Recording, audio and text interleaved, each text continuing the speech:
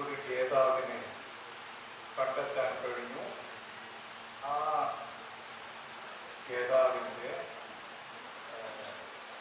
അത് പിൻതലമുറയ്ക്ക് ലഭ്യമാക്കുക എന്ന് ഏതാണ്ട്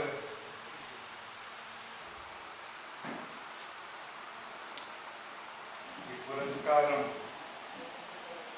മന്ത്രിമാർ അവരുടെ പ്രവർത്തന രീതി താൻ ഇടപെടുന്ന പല കാര്യങ്ങളുടെയും ഉള്ളുതള്ളി വരെ അദ്ദേഹത്തിന് അറിയാം. അങ്ങനെ ഒരാൾ അതിനുള്ള വില വളരെ സംസ്കൃത ഭാഷയ്ക്കും സാഹിത്യത്തിനും സംഭാവനകൾ നൽകുന്ന വ്യക്തിത്വങ്ങളെയാണ് ഈ അവാർഡിനായി പൈതൃക പഠന കേന്ദ്രം തിരഞ്ഞെടുക്കാറുള്ളത്. അതിൻ്റെ മാനദണ്ഡങ്ങളുടെ അടിസ്ഥാനത്തിലാണ് ഇന്ന് അദ്ദേഹം ഈ അവാർഡിന് അർഹനായി ഇന്നിവിടെ കടന്നു വന്നിരിക്കുന്നത്. ഇന്ന് ഈ ഒരു പരിപാടി വളരെ അർത്ഥവത്തായ ഒരു ചടങ്ങ് ഇന്ന് നമ്മുടെ പാലസ് ക്യാമ്പസിൽ ഇവിടെ നടത്തുന്നു എന്നത് ഏറെ സന്തോഷം നൽകുന്ന ഒന്നാണ്. അതിൻ്റെ ഇവിടെ പ്രിയപ്പെട്ട ശ്രീ ധർമ്മരാജ് സാർ അദ്ദേഹത്തിനാണ് ഇന്ന് ഈ പുരസ്കാരം പരിഷത്ത് തമ്പുരാൻ പുരസ്കാരം എന്നിവിടെ നൽകുന്നത്. തീർച്ചയായിട്ടും ഇന്ന് ഈ ഒരു അദ്ദേഹത്തെ തിരഞ്ഞെടുക്കുന്നതിൻ്റെ സാഹചര്യങ്ങളുമൊക്കെ ഇവിടെ പ്രതിപാദിക്കും.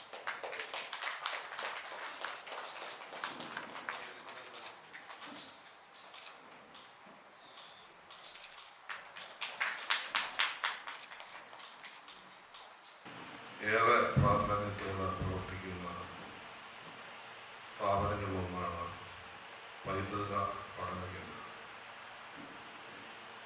പൈതൃക സംരക്ഷണവുമായി ബന്ധപ്പെട്ട പ്രവർത്തനങ്ങളും കേരളത്തിൻ്റെ സാംസ്കാരിക പൈതൃകവുമായി ബന്ധപ്പെട്ട ഗവേഷണ പഠനങ്ങളും നടത്തുക എന്ന ഉദ്ദേശ ലക്ഷ്യത്തോടാണ് പഠന കേന്ദ്രം ആരംഭിച്ച് പ്രവർത്തിച്ചത്.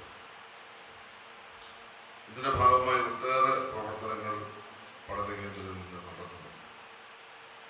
ഡിപ്ലോമ കോഴ്സുകൾ, സെമിനാറുകൾ, പരിശീലന ക്ലാസുകൾ, വിവിധ പൈതൃക പഠന പദ്ധതികൾ, പൈതൃക വിഷയങ്ങളെ ആധാരമാക്കിയുള്ള പുസ്തകങ്ങളുടെ പ്രസിദ്ധീകരണം തുടങ്ങിയ അനവധി പ്രവൃത്തികളാണ് നമ്മുടെ ഈ സ്ഥാപനം നടത്തുന്നത്.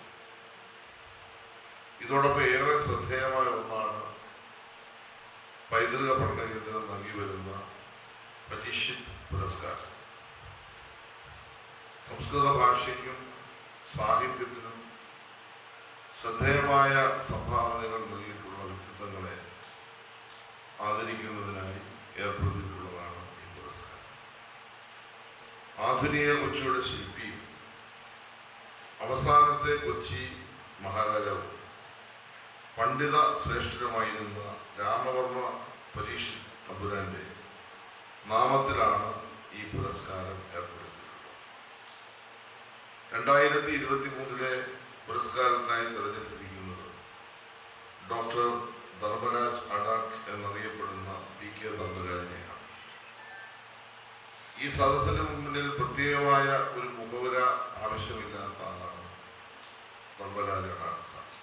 എഴുത്തുകാരൻ, സംസ്കൃത പണ്ഡിതൻ, സംസ്കൃത ഭാഷാ വികസനത്തിനായി ആധികാരികമായ ഇടപെടലുകൾ നടത്തിയ വിദ്യാഭ്യാസ വീക്ഷണം തുടങ്ങിയ നിലകളിൽ നമ്മുടെ വൈജ്ഞാനിക മണ്ഡലത്തിൽ നിറഞ്ഞു നിൽക്കുന്ന വ്യക്തിയാണ് അദ്ദേഹം. തീർച്ചയായിട്ടും അർഹതപ്പെട്ട വ്യക്തി എന്ന നിലയിൽ അദ്ദേഹം നൽകിയ അംഗീകാരമാണ് ഈ പുരസ്കാരം. അതിനെ ഞാൻ പ്രത്യേകമായി അദ്ദേഹത്തെ അവസരത്തിൽ അഭിനന്ദിക്കാൻ ആഗ്രഹിക്കുകയാണ്. എന്നെ സംബന്ധിച്ചിടത്തോളം എൻ്റെ അധ്യാപകൻ കൂടിയായിരുന്നു ധർമ്മരാജ് അഡാട്ട് എന്ന് പറഞ്ഞാൽ നിങ്ങൾ ആരും വിശ്വസിക്കില്ല. കാരണം ഞങ്ങൾ രണ്ടുപേരെയും കണ്ടു കഴിഞ്ഞാൽ ഞാൻ അധ്യാപകനും അദ്ദേഹം കുട്ടിയാണെന്ന്. പക്ഷെ വളരെ ദൗർഭാഗ്യവശാൽ അദ്ദേഹത്തിന് എന്നെ പഠിപ്പിക്കേണ്ടി വന്നു. അങ്ങനെ പഠിപ്പിച്ചതിൻ്റെ ഒരു ഗുണം കൊണ്ടായിരിക്കും എൻ്റെ കൈകൊണ്ട് പുരസ്കാരം അദ്ദേഹത്തിന് കൊടുക്കേണ്ടി വന്നതെന്നാണ് ഞാൻ വിശ്വസിക്കുന്നത്. അത് കോളേജിൽ വളരെ കൊച്ചനായിട്ടാണ് അധ്യാപകനെ വരുന്നത്, മാവേലിക്കര ബിഷപ്പ് കോളേജ്. ഞാൻ വല്ലപ്പോഴും അതേ ക്ലാസ്സിൽ ചേർന്നുണ്ടായിരുന്നു. അങ്ങനെ വല്ലപ്പോഴും കയറിയ സമയത്താണെങ്കിൽ അതെന്നെ പഠിപ്പിച്ചു എന്നുള്ളൊരു സത്യമാണ്. നന്നായി പഠിപ്പിക്കുന്ന ഒരു അധ്യാപനത്തിൽ വളരെ വേഗം കോളേജിലെ വിദ്യാർത്ഥികളുടെ ഇടയിൽ, അധ്യാപകരുടെ ഇടയിൽ വളരെ പെട്ടെന്ന് അദ്ദേഹം പ്രസിദ്ധനായി. പ്രത്യേകിച്ച് സംസ്കൃത മലയാള ഭാഷാരംഗത്തെ പണ്ഡിതൻ എന്ന നിലയിൽ അദ്ദേഹത്തിൻ്റെ ക്ലാസ്സുകൾ വളരെ പ്രാധാന്യത്തോടെ എല്ലാവരും കേൾക്കാനും പങ്കെടുക്കാനും തയ്യാറായി. ഊർജ്ജസ്വലമായ ഒരു കാലയളവ് ഞാനൊക്കെ ഇറങ്ങിയതിന് ശേഷം പിന്നീട് ഒരു 10 വർഷത്തോളം ഊർജ്ജസ്വലമായ ഒരു കാലയളവായിരുന്നു ധർമ്മരാജ സാറിൻ്റെ നേതൃത്വത്തിൽ മിഷൻമോർ കോളേജിലെ അധ്യാപനം. അതുകൊടുത്ത് അദ്ദേഹത്തിൻ്റെ സംഭാവന. പിന്നീടാണ് അദ്ദേഹം യൂണിവേഴ്സിറ്റിയിലേക്ക് പോകുന്നത്. പിന്നെ ഈ മേഖലയിലേക്ക് പ്രവർത്തനങ്ങൾ കേന്ദ്രീകരിക്കും.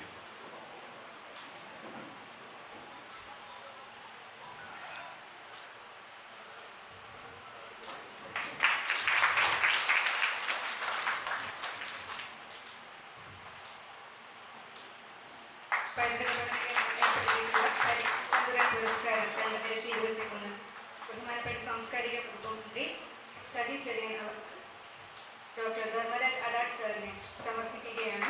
50,000 രൂപ പുരസ്കാര തുകയും പ്രശസ്തി പത്രവും ഫലകവും അടങ്ങുന്ന പുരസ്കാരം.